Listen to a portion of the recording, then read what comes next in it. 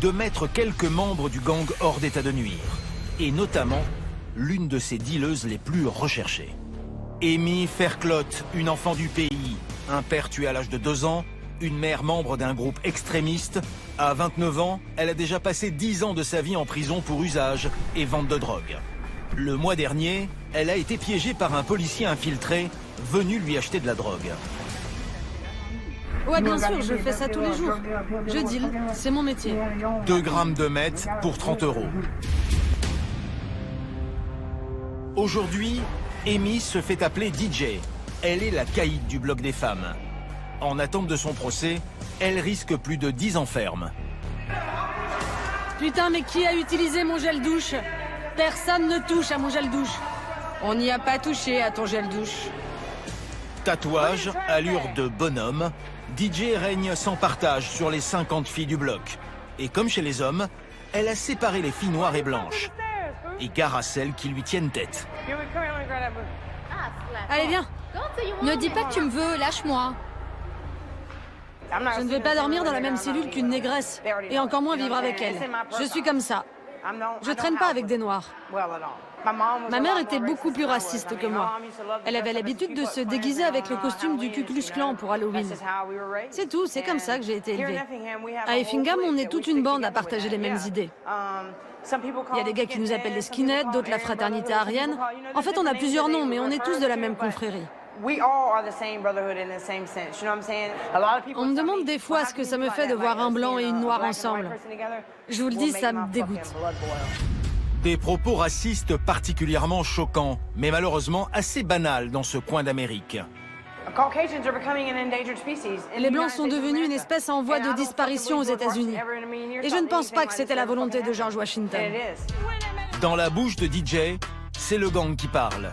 Ici, tous les Blancs, hommes ou femmes, font partie des Ghostface, littéralement les visages de fantômes. Sur les réseaux sociaux, ses membres n'hésitent pas à afficher la couleur.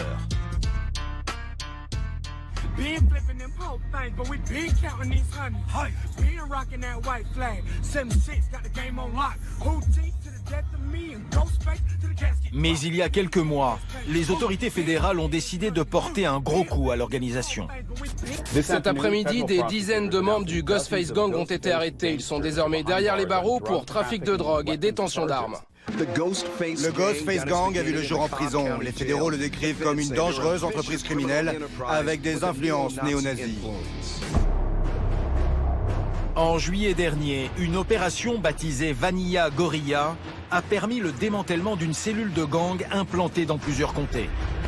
Un coup de filet qui a conduit à l'incarcération d'une trentaine de ses membres, dont plusieurs ont atterri dans la prison d'Effingham. Parmi eux, une très grosse prise. Cet homme, l'un des leaders du gang. Régulièrement placé à l'isolement, il est considéré comme le détenu le plus incontrôlable de la prison.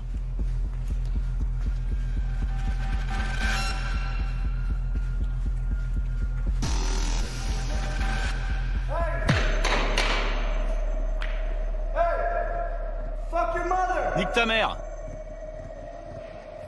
Va niquer ta mère! Miles Poole, 31 ans dont 12 ans passés derrière les barreaux, membre des Ghostface. Quand tu parles comme ça à quelqu'un à travers les tuyaux de canalisation et que tu l'insultes, ça vire vite au concours d'insultes. Un gars qui dit de la merde, il est là en mode « va te faire foutre ». Il le dit parce qu'il parle à travers la canalisation, il me le dirait pas en face, c'est un branleur. Donc il a niqué sa mère. On dirait un noir qui parle. Là, il est dans son quartier. Mais si j'étais avec lui, je peux vous dire que je lui aurais sauté dessus et je lui aurais pété la gueule. Je vous le promets. Ne t'inquiète pas, je vais pas les serrer fort. Comme tous les autres membres de son gang, Miles Poole affiche fièrement les couleurs de Ghostface sur sa peau. Ça, c'est l'étoile des Ghostface, assimilée aux gangsters de notre groupe. Là, ça dit famille, frère pour la vie. Je suis un leader et un soldat. Et là, j'ai quelques symboles et tatouages du gang. Celui-là, sur mon visage, c'est aussi le symbole des Ghostface. une étoile verte à cette pointe. L'homme est rentré dans le gang en 2014 lors d'un séjour en prison. Je suis un membre d'un gang blanc qui s'appelle les Ghostface.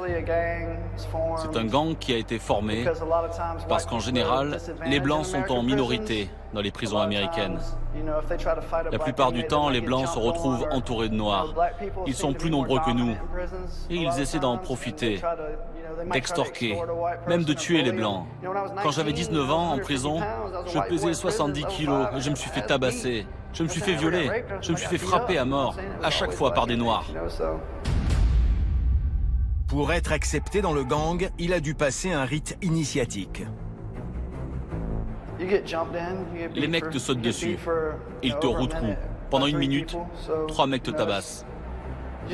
Ça se passe très naturellement, les mecs se rapprochent de toi, ils te demandent « Hé mec, ça te dit de faire partie du gang ?» Ils te regardent un peu, puis ils te sautent dessus et ils te tatouent.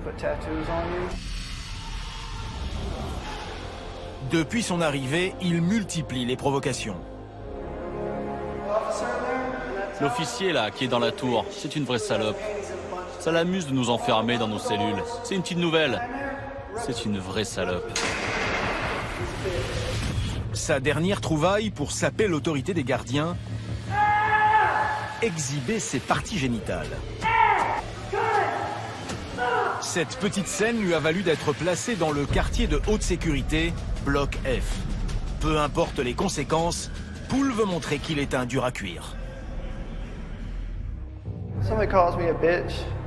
Si quelqu'un me traite de pute, je vais me battre direct avec lui. Vous ne pouvez pas laisser passer ça. Vous n'avez pas le droit de vous laisser manquer de respect. Dans le gang, c'est une faute grave. Et vos frères vont tout de suite vous frapper pour avoir agi comme un faible. Vous voyez ce que je veux dire? Faut juste être un homme. C'est ça être frère de gang. S'il n'y a pas d'unité, il n'y a pas de gang, il n'y a pas de protection, il n'y a rien. Pourtant, Miles Poole est issu d'une classe moyenne favorisée, avec un père dans les forces de l'ordre. C'est la drogue qui l'a fait plonger, comme la majorité des criminels du coin. La majorité des gens ici sont des dealers, des prostituées. Tout le monde se défonce à la mette. C'est ça qui se passe. Dans la rue, en prison, tous les gens ici sont comme moi. On est des junkies. Cet endroit est surnommé Mettingham, comme la Mette. On ne dit pas Effingham, on dit Mettingham. Vous savez, mon père était policier. Ma mère a été prof pendant 35 ans. J'avais rien à voir avec ça. Mais j'ai fait de la prison, je suis rentré dans un gang et je suis accro à la Mette. Je suis vraiment dans de sales draps.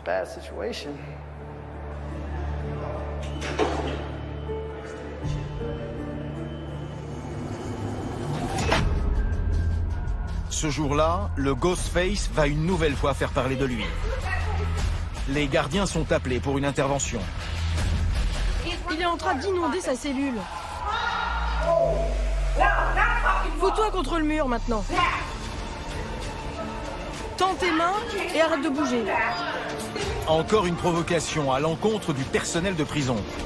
C'est bon, j'en ai marre, laissez-moi tranquille. Poole est conduit au mitard. C'est là qu'on punit les excités. Vous voyez comment elle me traite, vous voyez là? Avance, avance.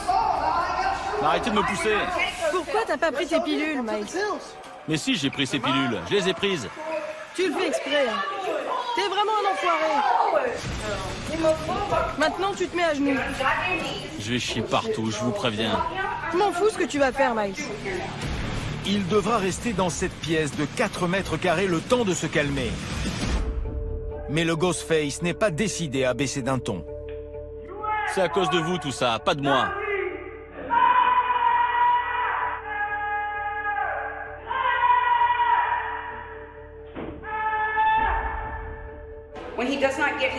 Quand ça ne va pas dans son sens, il nous embête de toutes les manières possibles, jusqu'à nous rendre dingues.